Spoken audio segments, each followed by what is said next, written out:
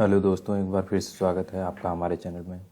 दोस्तों, जैसा कि आप सभी जानते हैं कि इस वीडियो में आज हम सब क्या पढ़ने वाले हैं। आज हम सब पढ़ने वाले हैं सर्चिंग का सेकेंड टाइप, बाइनरी सर्च। हमने पहले वीडियो में, आप यहाँ हमारे चैनल पर देख सकते हैं कि लीनियर सर्च को प्रोग्राम के थ्रू कैसे समझा था। आप हमारे इस चैनल पर जाकर इस वीडियो को देख सकते हैं फॉर लीनियर सर्च के प्रोग्राम के लिए। आज के इस वीडियो में हम सब बाइनरी सर्च का एल्गोरिदम देखेंगे, प्लस उसका जो है कि प्रोग्राम बनाएंगे। प्रोग्राम को इम्प्लीमेंट करने के बाद उसे एग्जीक्यूट भी करेंगे।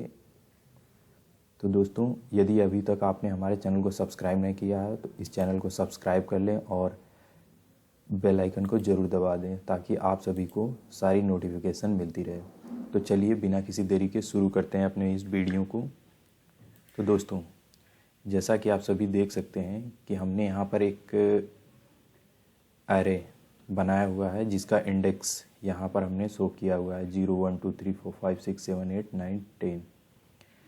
दोस्तों, इसमें हमारा एरे का एलिमेंट बाइनरी सर्च के लिए पहली कंडीशन तो ये रहती है कि हमारा जो भी डेटा दिया हो वो असेंडिंग या फिर डिसेंडिंग ऑर्डर में दिया हो। लेकिन हम जानते हैं कि हमारे इस वीडियो में, जैसा कि हमने यहाँ पर देखा था लीनियर सर्च में, कि इसमें कोई रेस्ट्रिक्शन नहीं था कि असेंडिंग ऑर्डर में रहे या फिर डिसेंडिंग ऑर्डर में। लेकिन बाइनरी सर्च में एक हमारा जो है कि रेस्ट्रिक्शन रहता है कि हमारा डेटा असेंडिंग ऑर्डर में रहना चाहिए। तो पहली कंडीशन तो ये हो गई।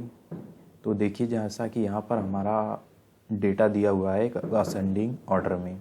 इस असेंडिंग ऑर्डर के थ्रू हम अपने डेटा को सर्च करेंगे। इसमें उसका हम एल्गोरिदम चलिए देखते हैं। एल्गोरिदम किस पे बेस्ड है दोस्तों, उसको जानने से पहले मैं आप सबको बता दूं इसका मेथड कैसे काम करता है। सबसे पहले बाइनरी सर्च में होता क्या है कि आप सब पहले इंडेक्स और लास्ट इंडेक्स को लेकर डिवाइड करते हैं। मतलब कि इसमें आधे आधे पर देखा जाता है। जब आप डिवाइड करके आधे वाले इंडेक्स के पास पहुंचेंगे तो वो इंडेक्स से आपका कंपैरिजन किया जाएगा। फिर सेकंड, यदि उससे उस वैल्यू से आपका जो है कि जिस एलिमेंट को आप सर्च कर रहे हैं उस एलिमेंट से बड़ा या छोटा को देखा जाता है। तो इसको समझने के लिए चलिए हम सब क्या करते हैं, अपने एल्गोरिदम के थ्रू समझते हैं। तो देखिए, जैसा कि हम सब एल्गोरिदम में देख सकते हैं कि हमको करना क्या है कि सबसे पहले स्टेप 1 में हमको, ये आपको यूनिवर्सिटी लेवल के लिए एग्ज़ाम के थ्रू आप ऐसा दिखा सकते हैं कि ऐसे ऐसे हम स्टेप को इम्प्लीमेंट करते हैं। तो स्टेप 1 में क्या करते हैं, हम बिगिन करते हैं, मतलब एक तरीके से इस एरे को स्टार्ट करते हैं। सेकंड स्टेप में क्या करते हैं कि हम एक एरे बनाते हैं। ये आपकी मर्ज़ी है कि आप नंबर ऑफ एलिमेंट कितना लेने चाहते हैं, आप यहाँ पर डिसाइड कर सकते हैं और इसे कर्ली ब्रैकेट के थ्रू इसके अंदर आप सारे एलिमेंट को लिख सकते हैं जितना कि आपने यहाँ पर डिफाइन किया हो। थर्ड स्टेप क्या होता है दोस्तों कि यहाँ पर आपको लोअर बाउंड और अपर बाउंड डिसाइड करना होता है और एक इंडेक्स नाम का वेरिएबल भी आपको डिफाइन करना होता है। मान लीजिए कि आपने लोअर बाउंड, मानना क्या है दोस्तों, यहाँ पर आपको लोअर बाउंड 0 पे हमेशा रखना होगा और upper bound number of elements जितने रहते हैं उससे एक कम। जैसा कि इस एरे में 10 एलिमेंट है तो इसका लोअर बाउंड 9 है। तो यहाँ पर हमने अपर बाउंड 9 रखा और इंडेक्स की वैल्यू को एक 0 रखा। ठीक दोस्तों, उसके बाद स्टेप 4 में हमने क्या किया कि इनपुट यूज़र से हम एक इनपुट लेते हैं सर्च की। मान लीजिए कि हमको 20 को सर्च कराना है इसमें या फिर 40 को सर्च कराना है, उसको इंडेक्स के थ्रू यहाँ पर लेते हैं। देन उसके बाद हम एक रिपीट स्टेटमेंट लिखते हैं। रिपीट स्टेप 6 to 8, मतलब कि ये जो स्टेप इसके नीचे लिखे हुए हैं 6 7 8, ये तब तक रिपीट करना है जब तक कि एक कंडीशन ये हमारी फॉल्स ना हो जाए। ये कंडीशन क्या है कि हमारा lower bound less then upper bound रहना चाहिए या फिर इक्वल टू। यदि ऐसा कोई कंडीशन नहीं होता तो हम डायरेक्ट स्टेप नंबर 9 पर आ जाएंगे।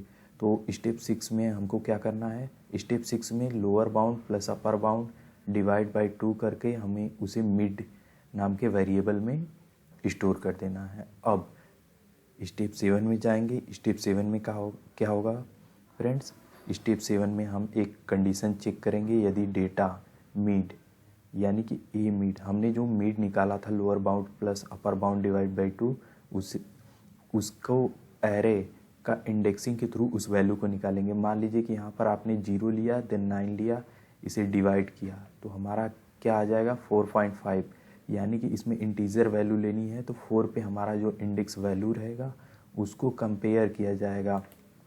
यहाँ पर कंपेयर करने के बाद यदि वो आइटम के बराबर हो जाता है देन हमको सेट कर देना है index is equal to 1 and यहीं पे हमें लूप को टर्मिनेट कर देना है। अदरवाइज स्टेप 8 पर जाएंगे। स्टेप 8 हमारा क्या कहता है कि एरे का जो मिड वैल्यू है यदि लेस देन आइटम से है देन सेट कर देना है हमको lower bound is equal to mid value. मान लीजिए कि हमारा 40 यानी इंडेक्स 4 आया था तो मिड वैल्यू को यहाँ से लोअर बाउंड की वैल्यू हमको 5 सेट कर देनी है। देन अपर बाउंड ये रहेगा, फिर इसको डिवाइड करके मतलब फिर से यहाँ से हमारा स्टेप। तो फ्रेंड्स यदि हमारा जो है कि step 8 if array mid less than item नहीं होता है देन उसके लिए हम क्या दूसरे कंडीशन में जाएंगे, set upper bound is equal to mid -1, यानी कि अपर बाउंड को हम सब मिड -1 कर देंगे। देन उसके बाद स्टेप 9 में हम सब क्या करेंगे दोस्तों, जैसा कि आप सभी यहाँ पर देख सकते हैं एल्गोरिदम में, स्टेप 9 में हम फिर क्या करेंगे, यदि इंडेक्स इज इक्वल टू यहाँ पे हमारा क्या हो जाएगा 1, यदि इंडेक्स हमारा 1 फाइंड होता है देन उसके लिए प्रिंट कराएंगे कि element at find index is equal to mid की वैल्यू दे देंगे। यदि इंडेक्स मान लीजिए कि ये सभी कंडीशन फाल्स हो सी जाती है देन उसके बाद एल्स कंडीशन हमारा चलेगा, इसमें एलिमेंट नॉट फाउंड कंडीशन हमारा होगा। तो फ्रेंड्स चलिए हम सब बाइनरी सर्च का जो है कि प्रोग्राम बनाते हैं। तो इसके लिए सबसे पहले आपको करना क्या होगा, अपने VS कोड को ओपन कर लेना है। ओपन करने के बाद आपको फाइल के इस आइकन पर जाना है, देन ओपन फोल्डर, आपने जिस भी फोल्डर को बनाया है उस फोल्डर को सेलेक्ट कर लेना। सेलेक्ट करने के बाद आपको इस फोल्डर के अंदर एक .c नाम से कोई भी फाइल बना लेनी है। मान लीजिए कि मैंने बाइनरी के नाम से बनाया .c एंड binary.c के नाम से हमारा फाइल यहाँ पर दिखने लगा। अब इसमें सबसे पहले हम सब करेंगे क्या कि हम अपने हेडर फाइल को इंक्लूड कराते हैं, हैशटैग इंक्लूड, देन उसके बाद std देन उसके बाद एक मेन नाम का फंक्शन बनाते हैं, इंट मेन नाम का, जिसके अंदर हम अपनी सारी प्रोग्रामिंग करेंगे। प्रोग्रामिंग करने के लिए सबसे पहले करेंगे क्या कि एक एरे को डिसाइड करते हैं, int array is equal to, इसमें हम सब वो वैल्यू पास करेंगे जितने लेंथ का आप सब एरे को डिफ़ाइन करना चाहते हैं। मैंने एरे 10 का डिफ़ाइन किया एंड यहाँ पर एरे के एलिमेंट को इस कर्ली ब्रैकेट के अंदर ऐसे लिखना है, जैसा कि आप सब ने यहाँ पर देखा था। ये हमारा एलिमेंट है, मैंने इसी एलिमेंट को लिया हुआ है, तो मैंने इस एलिमेंट को ले लिया। देन उसके बाद क्या कराना है कि आपको एक वेरिएबल को डिफ़ाइन कर लेना है, इंट a, जिसमें आप सब यूज़र से इनपुट लेंगे और उसे उसमें स्टोर करेंगे। मैंने यहाँ पर ले लिया। देन उसके बाद हम सब यूज़र को एक मैसेज शो कराते हैं, printf। यूज़र यहाँ से हमारा क्या देखेगा कि इंटर द आइटम, यहाँ पर वो अपना वैल्यू जो है कि जिसे सर्च करना चाहता है वो इनपुट करेगा एंड देन उसे स्कैनएफ के थ्रू हम सब क्या करेंगे कि इस a नाम के वेरिएबल में स्टोर करा लेंगे %, के थ्रू। देन उसके बाद हम सब ने क्या देखा था यहाँ पे कि एरे डिफ़ाइन करने के बाद हम सब लोअर बाउंड और अपर बाउंड और इंडेक्स की वैल्यू को डिफ़ाइन करते हैं। तो यहाँ पर हम सब कर लेते हैं, lower bound is equal to 0 and upper bound हमेशा वो रहेगा जो आपका मैक्सिमम लेंथ है उससे एक कम। तो यहाँ पर मैंने मैक्सिमम लेंथ को 9 रख लिया, मतलब अपर बाउंड को 9 रख लिया। एंड एक इंडेक्स नाम का वेरिएबल भी बना लिया। देन उसके बाद वाइल नाम का एक कंडीशन लगाएंगे। इस कंडीशन में होगा क्या कि जब तक lower bound less than equal to upper bound है तब तक हमारा यह मतलब जो है कि लूप चलता रहना चाहिए। इस लूप में आने के बाद एक मीड नाम का वेरिएबल होगा। मीड को भी यहाँ पर डिफाइन कर लेते हैं। मीड को डिफाइन करने के बाद इसमें वैल्यू क्या आती है दोस्तों, upper bound plus lower bound, यानी कि हमने lower bound plus upper bound किया एंड डिवाइड बाय 2। एल्गोरिदम के थ्रू आप ये सब समझ गए होंगे कि ऐसा हमने क्यों किया। देन उसके बाद हम सब एक कंडीशन लगाते हैं, वाइल नहीं दोस्तों, इफ़। यदि डेटा हमारा जो है कि एरे का डेटा मीड के वैल्यू के बराबर हो जाता है, मीड के बराबर हो जाता है, देन हमको क्या कराना है, यहाँ से इंडेक्स की वैल्यू को सेट कर देना है 1 एंड यहीं पे हमें लूप को टर्मिनेट कर देना है। यदि हमको डेटा यहीं पे मिल जाए, इसके मतलब मिडल पॉइंट पे, तो हमको लूप और चलाने की ज़रूरत नहीं है, यहीं से हम लूप को टर्मिनेट कर देंगे। अदरवाइज़ देन इसके बाद हम सब इफ़ कंडीशन तो हमारी हो गई, देन एल्स कंडीशन में क्या लिखेंगे। एल्स कंडीशन में 2 कंडीशन हो सकती है, या तो डाटा हमारा जो है कि मीड वैल्यू से बड़ा हो या तो मीड वैल्यू से छोटा हो। यदि मीड वैल्यू से बड़ा होगा तब के लिए दोस्तों कंडीशन क्या होगी कि इफ़ जो हमने यूज़र से इनपुट डेटा कराया था बड़ा हो एरे के मीड से। देन उसके लिए कंडीशन क्या करनी है हमको कि लोअर बाउंड को सेट कर देना है मीड +1 पे। एंड यदि ऐसा नहीं है देन एल्स कंडीशन में हम सब क्या लिखेंगे कि upper bound is equal to mid -1। Mid -1 लिखने के बाद ऐसा हमारा कंडीशन बन चुका है। देन इसके बाद हम सब क्या करेंगे, वाइल लूप के बाहर आ जाएंगे और कंडीशन लिखेंगे कि if index is equal to 1। Then हमको एलिमेंट मिल चुका है और प्रिंट करा देंगे। क्या प्रिंट कराएंगे कि हमको एलिमेंट